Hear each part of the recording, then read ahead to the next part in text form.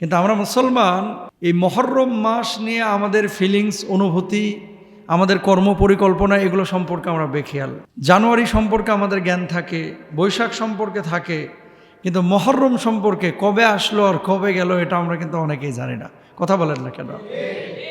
অথচ একজন মুসলিম হিসেবে এই খবর কিন্তু আমাদের রাখা উচিত ছিল।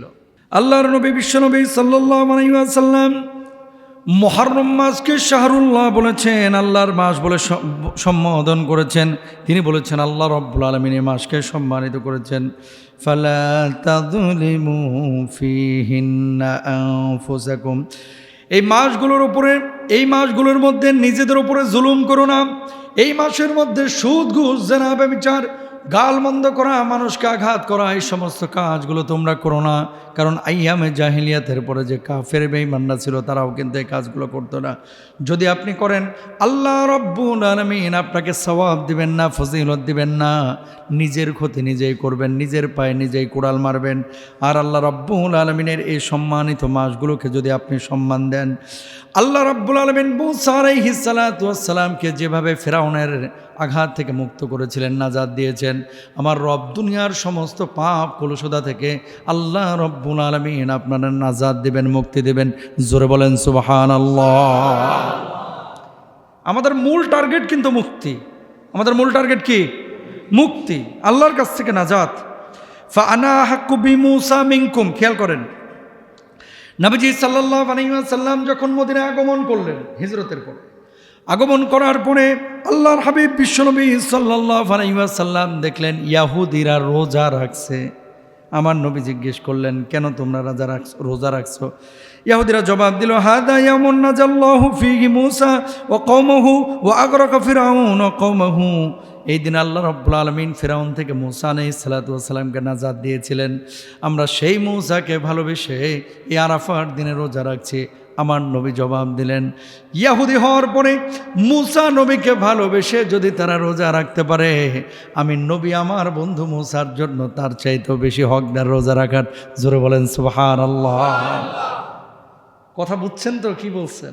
নবীজি মদিনায় যাওয়ার পরে দেখছেন যে ইহুদিরা রোজা রাখছে। কি গো, রোজা রাখতেছো কেন?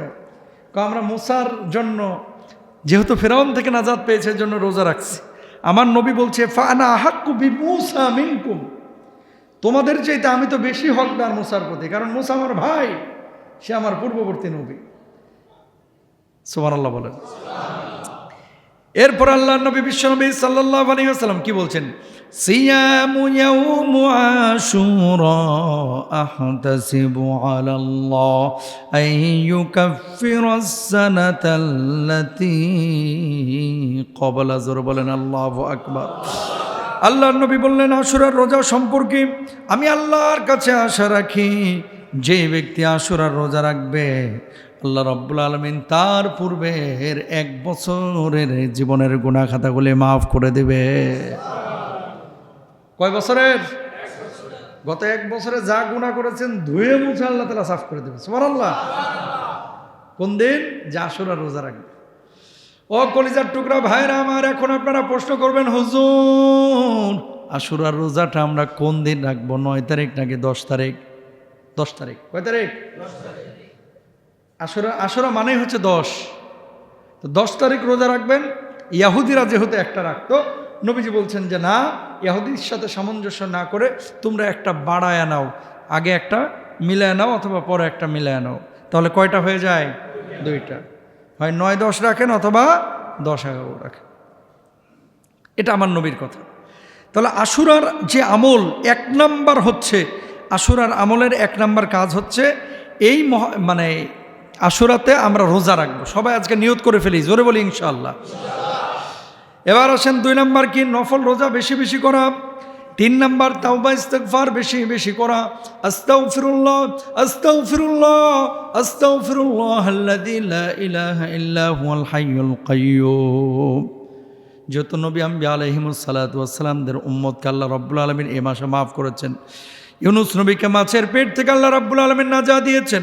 মূসা নবীকে আবার আল্লাহ রাব্বুল আলামিন ওই ফিরআউনের দলের সামনে থেকে মুক্ত করেছেন, নাজাত দিয়েছেন। আপনি যখন আল্লাহর কাছে বলবেন, আল্লাহ জীবনে অনেক গুনাহ করেছি মাবুদ, তুমি ছাড়া কেউ নাই যে গুনাহগুলো আমার মাফ করবে। ও আল্লাহ, যদি এখন মাফ না করো, আমার যদি মওত হয়ে যায় তাহলে আমার জাহান্নামে যাইতে হবে। ও মাবুদ, তুমি আমার মাফ করে দাও, ক্ষমা করে দাও। আল্লাহ, তুমি ছাড়া কোনো মাবুদ নাই, তুমি ছাড়া মালিক নাই, তুমি ছাড়া কোনো খালেক নাই। এইভাবে যখন তওবা ইস্তেগফার করবেন, সাইয়্যিদুল ইস্তেগফার করবেন, আর বারবার আল্লাহর কাছে বলবেন, আমার আল্লাহ রব্বুল আলামিন আপনার জীবনের গুনাহ খাতাগুলি মাফ করে দিবেন। জোরে বলেন সুবহানাল্লাহ। 3 নাম্বার কাজ কি মনে আছে তো? কি করতে হবে? তওবা ইস্তেগফার বেশি করতে হবে। সবাই বলেন ইনশাআল্লাহ। 4 নাম্বার কি? কোরআন তেলাওয়াত বৃদ্ধি করেন এই মুহররম মাসে। কি করা? কোরআন তেলাওয়াত বৃদ্ধি করা। সবাই মনোযোগ দিন, কোরআন তেলাওয়াতটা বৃদ্ধি করবেন এই মুহররম মাসে। শুধু তেলাওয়াত করে না, একটু বুঝে তেলাওয়াত করার চেষ্টা করবেন ইনশাআল্লাহ বলেন। এরপরে 5 নাম্বার দান সাদাকা করবেন। 6 নাম্বার আত্মসমালোচনা এবং নতুন হিজরি বছরের জন্য কিছু কর্ম পরিকল্পনা করবেন। কর্ম পরিকল্পনা মানে কি?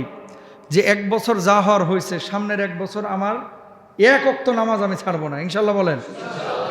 সামনের 1 বছর আমি কোনো নফল রোজা ছাড়বো না ইনশাল্লাহ। 1 বছর সুদ ঘুষ জেনা ব্যভিচার যা করেছি, এই আগামী 1 বছর আল্লাহ আপনাকে হাজির নাজির জেনে বলছি, সাক্ষী রেখে বলছি, আমার দ্বারা আর কোনো পাপ আমি সংগঠন করব না। দেখেন আজকে যে মানুষটা মারা যাচ্ছে, সেও কিন্তু আপনার আমার মতোই মনে করছে এখনো অনেক দিন বাঁচব। বোঝেন নাই? আজ বিকালে যে মানুষটা মারা যাবে না, সেও আপনার মতো আমার মতোই ভাবতো যে এখনো অনেক দিন টাইম আছে আমার। এই মোবারক ভাই যে মারা গেছে গত সপ্তাহে, উনিও হয়তো বা গত জুমায় এমনটাই মনে করেছিলেন, এখনো আমার অনেক সময় আছে। কখন ধাপ করে মালাকুল মউত এসে সব সম্পর্ক ছিন্ন ভিন্ন করে দিবে ভাই আপনিও জানেন না, আমিও। আমার কবরে যাইতে হবে কারে? আমারই।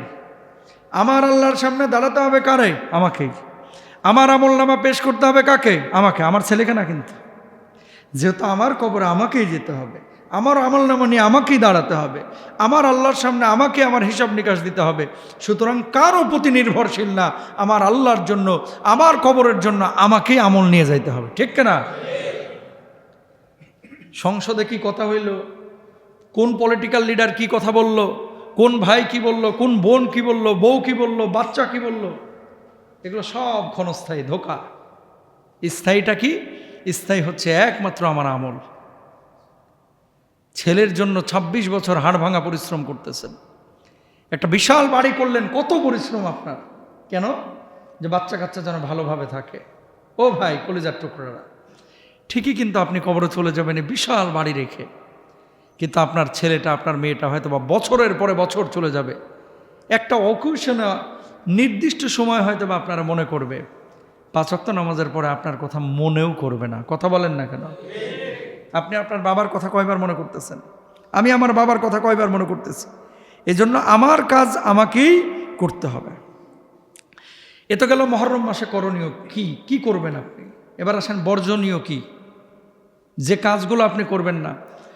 বিশুদ্ধ হাদিস, একটু আগে যেটা বললাম আমি আপনাদেরকে, সহিহ মুসলিমের হাদিস, যে রোজা রাখলে 1 বছরের গুনাহ মাফ।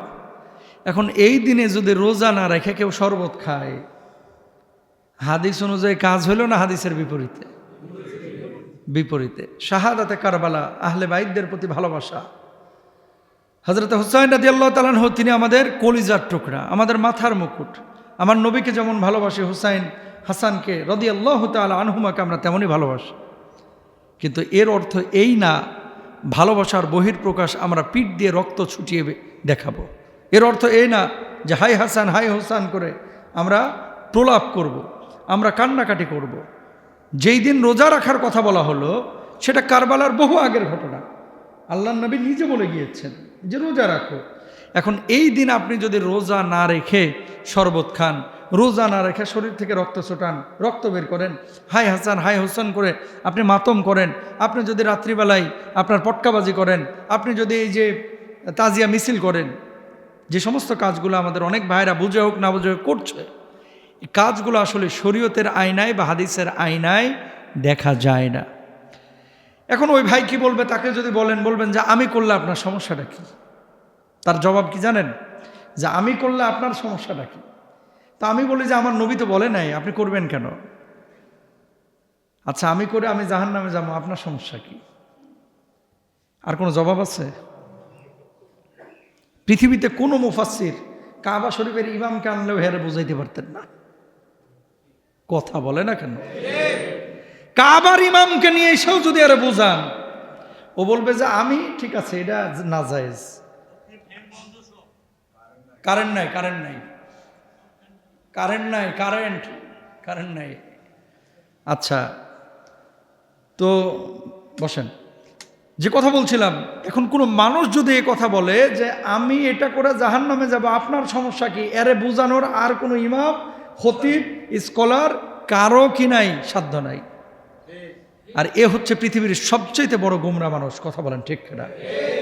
শুনেন, আপনি ভুলে জেনা করে ফেলেছেন, মদ খেয়ে ফেলছেন, হারাম করে ফেলেছেন, কিন্তু মনে মনে আপনার ভাব হচ্ছে ইস, পাপটা করা আমার উচিত হইল না, ইস ভুলটা আমি করে ফেললাম।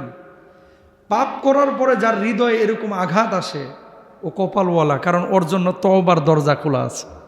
কথা বলেন সুবহানাল্লাহ। ওর জন্য কিসের দরজা খোলা আছে? তওবার দরজা। কারণ টুডে টুমরো, আজ হোক কাল হোক, সে কিন্তু ব্যাক করবে।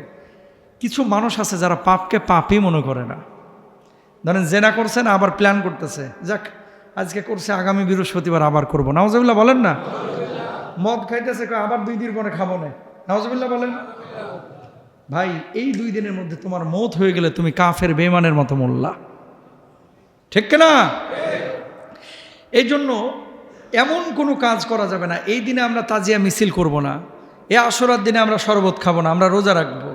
এ আশুরার দিনে আহলে বাইতদের জন্য আমরা দোয়া করব। এ আশুরার দিনে আমরা মিছিল মিটিং করব না। এ আশুরার দিনে আমরা মানুষকে কষ্ট দিব না, কোনো অপচয় করব না, নিজেদেরকেও কষ্ট দিব না। এই যে রক্ত বের করা, আল্লাহ বলছে ওয়ালা তুলকু বিআইদিকুম ইলা তাহলুকা। আল্লাহ নিজে বলছেন কোরআনে যে তোমরা নিজেদেরকে ধ্বংসের দিকে ঠেলে দিও না। পিঠে যদি আপনি এভাবে শেকল দিয়ে হাই হাসান হাই হোসেন করে এভাবে চাপড়ান, পিঠ দিয়ে রক্ত বাইর হয় না, একটা দুর্ঘটনাও তো ঘটতে পারে, ঘটে অনেক সময়। এই যে আগুনের উপর দিয়ে ঝাঁপ মারতেছেন, কোথায় পাইছেন এগুলা? প্রিয় ভাইরা আমার, আর একটা কথা শুনেন মনোযোগ দিয়ে। হযরতে হুসাইন রাদিয়াল্লাহু তাআলা আনহু, আল্লাহ রাব্বুল আলামিন জান্নাতের যুবকদের সর্দার, তাকে তিনি বানিয়েছেন, বানাবেন কিয়ামতের ময়দানে। তিনি যেমন শহীদ হয়েছেন, আবু বকর, ওসমান, আলী রাদিয়াল্লাহু তাআলা আনহুমদের মতো সাহাবীরা তারাও কিন্তু শহীদ হয়েছেন। হুসাইনের শাহাদাতের জন্য যদি আপনি পীর চাপড়ান, তাহলে আবু বকর, আলী, ওসমান, ওমরের জন্য আল্লাহ রাব্বুল আলামিনের সামনে আরো বেশি আপনার পীর চাপড়ানো দরকার ছিল। কথা বলেন ঠিক কিনা? 4 জন প্রধান সাহাবী, 4 জনই তো শহীদ হয়েছেন। 4 জন শহীদ হয়েছেন না? তো ওনারাও তো দুনিয়া থেকে বিদায় নিয়েছেন। এখন ওনাদের জন্য কি আলাদা আলাদা আপনি মিছিল মিটিং করবেন? যদি সব সাহাবীর আপনি হিসাব করেন, তাহলে বছরে 12 মাসে 300 দিনের বেশি মিছিল করা লাগবে। কথা কন না কেন? বুঝছেন বিষয়টা? আমি যে কথাটা বলতে যাচ্ছি, হযরত হুসাইন, হাসান রাদিয়াল্লাহু তাআলা আনহুমা, তারা আমাদের কলিজার টুকরা, কোনো সন্দেহ নাই। কিন্তু এর অর্থ এই না যে আমরা হযরত হাসান হুসাইন রাদিয়াল্লাহু তাআলা আনহুমাকে আপনার এমনভাবে হযরত হাসান এবং হুসাইন রাদিয়াল্লাহু তাআলা আনহুমাকে নিজেদের সামনে নিয়ে আসবো যে হযরত হাসান এবং হুসাইন যেগুলো বলেন নাই, নিজেরা যা করেন নাই সেগুলো আমরা করব। আল্লাহ তাআলা আমাদেরকে বুঝদান করুক, আমিন বলেন। দীর্ঘ আলোচনা, সময় বেশি লাগবে, এজন্য তাহলে করণীয় কি পাইলেন আর বর্জনীয় কি পাইলেন পেয়ে গেছেন, যে এগুলো করবেন আর এগুলো করবেন না। পয়েন্ট আকারে কয়েকটা বলে দিয়েছি, আল্লাহ কবুল করুক। দিন শেষে আমাদের প্রত্যেককে কিন্তু মরতে হবে, প্রত্যেকটা মানুষ আমরা মারা যাব। হযরত হাসান এবং হুসাইন রাদিয়াল্লাহু তাআলা আনহু, ও যে মিশরের হযরত হাসান মসজিদে ওনার শির মুবারক সিরিয়া থেকে নিয়ে যাওয়া হয়েছে। ওনার তো দেহ থেকে মাথাটা আলাদা করে ফেলেছিল ওই কাফেররা। আহা, দেহ থেকে মাথাটা আলাদা করে ফেলেছিল। যখন ওই জালেমরা বারবার মাথাটাকে লাঠি দিয়ে খোঁচাচ্ছিল আর তিরস্কার করছিল হুসাইন রাদিয়াল্লাহু তাআলা আনহুর মাথা নিয়ে, আল্লাহর নবীর একজন বৃদ্ধ সাহাবী ওখানে জীবিত ছিলেন। বলছেন, এই আল্লাহর নবীর অনেক স্মৃতি আমার মনে আছে, আমি নিজে দেখেছি নবীজির এই ঠোঁট দিয়ে হুসাইনের মাথায় চুমু দিয়েছে। নবীদের এই ঠোঁট দিয়ে হুসাইনের কপালে চুমু দিয়েছে। আল্লাহর কসম করে বলছি, তুই খোঁচা মারিস না, হুসাইনের এই মাথাটার সাথে বেয়াদবি করিস না, ছারখার হয়ে যাবি। বেয়াদব তারপরও বেয়াদবি করেছিল। ঠিক 1-1.5 মাসের মাথায় আল্লাহর কি লীলা, আল্লাহর কি পরিকল্পনা, মাত্র কয়েকদিনের মাথায় ওই জালেমের মাথায় এভাবে শত্রুরা কেটে তারপরে ফুটবলের মতো লাথেয় ওটাকে ঝুলায় রাখছিল। আল্লাহু আকবার। আমার নবী যেই কপালে চুমু দিয়েছে সেই কপালে তারা আঘাত করেছে। আবার নবী যেই ঘাড়ের ওপরে চুমু দিয়েছে সেই ঘাটটার উপরে তারা ছুরি চালিয়েছে। আমার নবী যেই হুসাইনের কপালে চুমু দিয়েছে সেই কপালে তারা লাথি মেরেছে। আমার নবী যেই হুসাইনের গলায় চুমু দিয়েছে সেই গলার উপরে ছুরি চালিয়েছে। আমার নবী যে হুসাইনকে বলেছে জান্নাতের ফুল, আমার নবী যেই হুসাইনের জন্য আল্লাহু আকবার জুমার সময় খুতবা দিচ্ছিলেন, হুসাইন পাখির মতো দৌড়ায় এসেছে, হাসানও দৌড়ায় এসেছে। নবীজি খুতবা বন্ধ করে হুসাইনের কপালে চুমু দিয়েছে, হাসানের কপালে চুমু দিয়েছে, আদর করে দিয়েছে। সেই হাসানকে, সেই হুসাইনকে এই জালেমরা, এই বেঈমানরা, এই কাফেররা এইভাবে আঘাত করলো, এইভাবে আঘাত করলো। আল্লাহ রাব্বুল আলামিন এর পরক্ষণেই আল্লাহ সুবহানাহু ওয়া তাআলা এদের বিচার এমনভাবে করেছিলেন, দুনিয়াতেও লাঞ্ছিত হয়েছে, আর আখেরাতে যে কি লাঞ্ছিত হবে এটা তো বলার কোনো অপেক্ষা রাখে না, ঠিক না? এই জন্য কামা তাদিনু তুদানু, যেমনটা আপনি করবেন তেমনটাই কিন্তু আপনি পাবেন। এই যে জুলুম যারা করে এরা মনে করে যে আমরা তো পার পেয়ে গেছি, আল্লাহ তাআলা তো আমাদেরকে মাফ করেছেন, আল্লাহ তাআলা আমাদেরকে ছেড়ে দিবেন না। আল্লাহ ছাড় দেন, আল্লাহ কিন্তু ছেড়ে দেন না। আল্লাহ ছাড় দেন, আল্লাহ ছেড়ে দেন না। আল্লাহ সুবহানাহু ওয়া তাআলা কোনো মানুষকে যেন জুলুমের পর্যায়ে না রাখেন, এই জন্য আমাদের প্রত্যেককে দোয়া করা উচিত, প্রত্যেকেরই দোয়া করা উচিত। হুসাইন রাদিয়াল্লাহু তাআলা আনহু যখন যাচ্ছিলেন অনেক প্রবীণ সাহাবীরা তাকে নিষেধ করেছিলেন যে আপনি কুফায় যায়েন না। এটা দীর্ঘ ইতিহাস যে আপনি যায়েন না। ওই কুফাবাসী বারবার কিন্তু চিঠি লিখেছিলেন যে হুসাইন আপনি আসেন, আমরা বর্তমান খলিফার কাছে বাইয়াত হব না, আমরা চাই যে নবী পরিবারের একজন সদস্য কি হোক, আমাদের খলিফা হোক। কুফাবাসী তার সাথে গাদ্দারি করেছিল। চিঠি লিখে তাকে নিয়ে যাওয়ার পরে এই কুফাবাসী গাদ্দারি বেঈমানি করে তাকে আপনার এই হত্যার মুখোমুখি করেছিলেন। যাওয়ার পরে কিন্তু আর কেউ কোনো খোঁজ খবর রাখেন নাই। এই জন্য গাদ্দারি বেঈমানি কুফাবাসী সেই সময় করেছে, এখন পর্যন্ত কুফাবাসী আর কিন্তু সুখ পায় নাই। ওই জাতিটা যারা এই বেঈমানি করেছিল, হুসাইন রাদিয়াল্লাহু আনহুকে নিয়ে জালেমদের সামনে ফেলে তারপরে সটকে গিয়েছিল, আল্লাহ রাব্বুল আলামিন এখন এদেরকে সুখ দেন নাই, লাঞ্ছিত হচ্ছে, বঞ্চিত হচ্ছে। আহলে বাইত পরিবারের সদস্যদের সাথে বেয়াদবি করার খেসারত এখনও তারা দিচ্ছে।